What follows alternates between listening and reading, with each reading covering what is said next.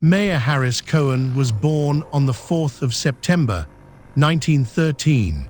Brooklyn, a tenement on the Lower East Side, sixth child, Russian Jewish immigrants. He was 4 years old when his father died. His mother moved the family to the Boyle Heights neighborhood of Los Angeles. It was 1922. Mickey was 8.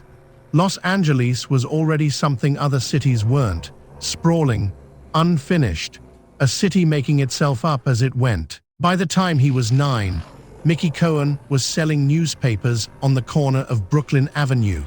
By 10, he was running numbers for local gamblers. Nobody taught him how the world worked. He just watched and learned. Some events in this story are reconstructed from court records, investigative reporting, and Cohen's own memoir. Where evidence is incomplete, that will be noted. He dropped out of school young. The exact age is disputed. Cohen himself gave different answers at different times. What isn't disputed is what happened next. He fought. Mickey Cohen became a boxer, professional by some accounts as early as age 15. He fought in the bantamweight division, small, fast, relentless. He won more than he lost. But that wasn't what the ring gave him. The ring gave him a reputation. By the late 1920s, Cohen had drifted eastward, Cleveland, then Chicago. He was working for Al Capone's outfit, running errands, collecting debts, learning the architecture of organized crime from the ground floor up.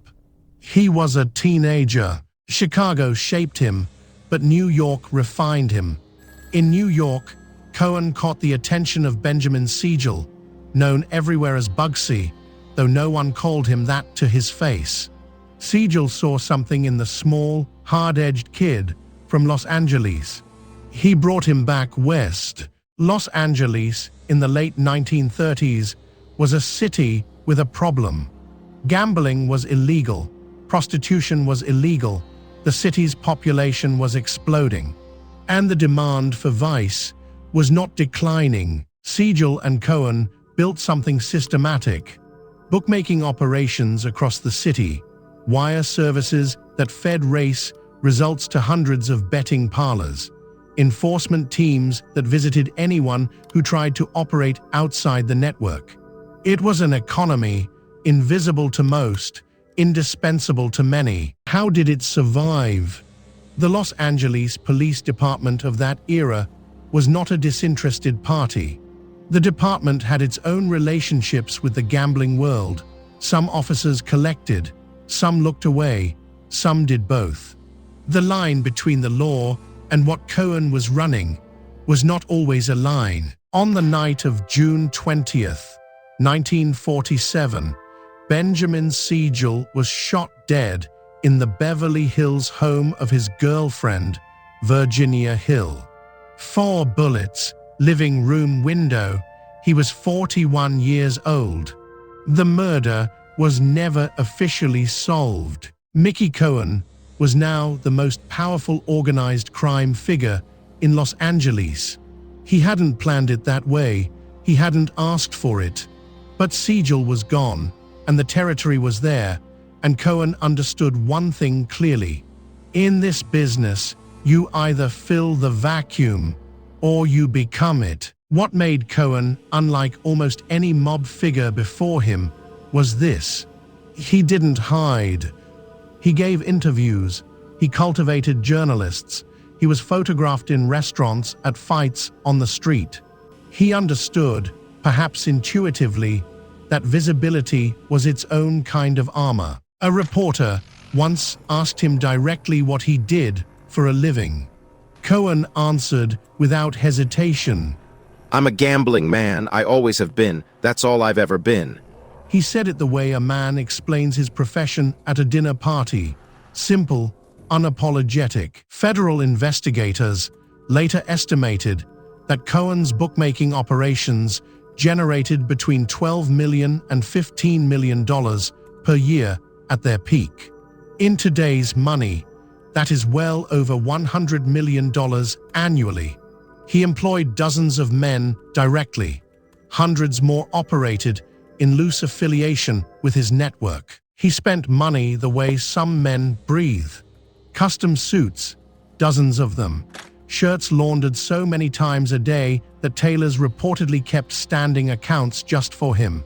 He was known to bathe multiple times daily, a compulsive habit that acquaintances attributed to anxiety, though Cohen himself never offered an explanation. He was meticulous, almost theatrical. Between 1947 and 1950, at least 3 serious attempts were made on Mickey Cohen's life. One shattered the front of his Brentwood home. Another caught him in the parking lot of Sherry's restaurant on the Sunset Strip. His bodyguard, Harry Cooper, was killed in that attack. Cohen walked away. Who was trying to kill him? The competing theory points to rival factions. Jack Dragner, the longtime boss of the Los Angeles crime family, who regarded Cohen as an upstart, an outsider, a man who'd never earned his place in the traditional hierarchy. Dragner wanted Cohen gone. Cohen simply refused to be. Some accounts of Cohen's political connections are based on investigative journalism and committee testimony. Specific financial amounts related to political donations have not always been independently confirmed. What is documented is this: Cohen had relationships, some transactional, some social, with a range of public figures, lawyers, political fundraisers, at least one figure connected to early California Republican politics. The details remain contested. The relationships were real. The federal government came for Mickey Cohen in 1951. Not for murder, not for extortion, not for the gambling empire. For taxes. In June of 1951, Cohen was convicted of federal income tax evasion. The government argued he had received more than $300,000 in income over 4 years and declared almost none of it. He was sentenced to 5 years at McNeil Island Federal Penitentiary. He served 4 years and 2 months. He came back. 1955, Los Angeles, the same city, the same business. Cohen was 41 years old, and he behaved as though the conviction had been a minor inconvenience, a delay, not a verdict on his life. He reopened his operations. He gave more interviews. The Kefauver Committee, the Senate Special Committee to investigate crime in interstate commerce, had already been holding hearings across the country since 1950. Cohen had testified, reluctantly, cautiously. He understood the committee less as an investigation and more as a performance. He performed accordingly. During one exchange, a committee counsel pressed Cohen on the source of his income. I've had money given to me by friends. I don't know what else to call it. Friends, can you name them? I'd rather not put my friends in any difficulty. The committee had no mechanism to compel him further on that point. He knew that. In 1961, the federal government came for Mickey Cohen a second time. Again, taxes.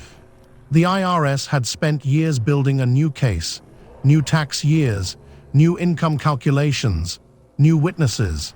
Cohen's accountants had been careful, but not careful enough. In May of 1961, Cohen was convicted again on federal income tax evasion charges. This time, the sentence was 15 years. He was sent to Atlanta Federal Penitentiary. Atlanta was different. McNeil Island had been hard. Atlanta was designed to break men. In 1963, a fellow inmate named Burl Estes McDonald attacked Cohen with a lead pipe in the prison laundry. Cohen suffered severe brain damage. He would spend the rest of his incarceration partially paralyzed. Was the attack ordered? Cohen believed so. He told investigators it was not a random act, that someone had arranged it. No conclusive evidence was produced. No one was ever charged for ordering the assault. The official record called it a prison altercation. Cohen called it an attempted murder. Mickey Cohen was released from Atlanta in 1972. He was 58 years old. He walked with difficulty. His vision was impaired. His empire had long since dissolved. The men who had run beneath him were either dead, imprisoned, or aligned with other factions. Los Angeles had moved on. In his final years, Cohen did what survivors do. He talked. He sat with a writer named John Pierre Nugent and dictated his memoirs. The book was published in 1975 under the title Mickey Cohen, In My Own Words. It is a remarkable document, partly truthful, partly self-serving, largely unverifiable, and completely his. On the question of violence, Cohen said this: I never killed anyone who didn't deserve it. He paused in the recording, then added, And I'm not even sure all of them deserved it. It is the closest thing the memoir offers to remorse. He attended church occasionally. He donated to charitable causes. He was photographed visiting sick children. He also oversaw an organization built on extortion, violence, and the corruption of public officials. Both of these things were true. Mickey Cohen spent his entire life refusing to acknowledge the contradiction between them. Mickey Cohen died on the 4th of July, 1976. He was 62 years old. Heart failure in his West Los Angeles apartment. He died without additional criminal charges, without confessing to any murder, without providing the names investigators had spent decades trying to extract. The gambling networks he built did not vanish when he died. They changed hands, they adapted, the personnel changed, the methods evolved. The infrastructure, the logic of it, the relationships, the template for how a city's appetite for illegal commerce could be organized and profited from, that outlasted him by decades. Mickey Cohen is gone. The city is still there. The machines he ran, the bookmakers, the fixers, the men who move money across the line between legal and not, they adapted. They always do. The man gets a biography. The system gets a successor. In Los Angeles, it has always worked exactly that way.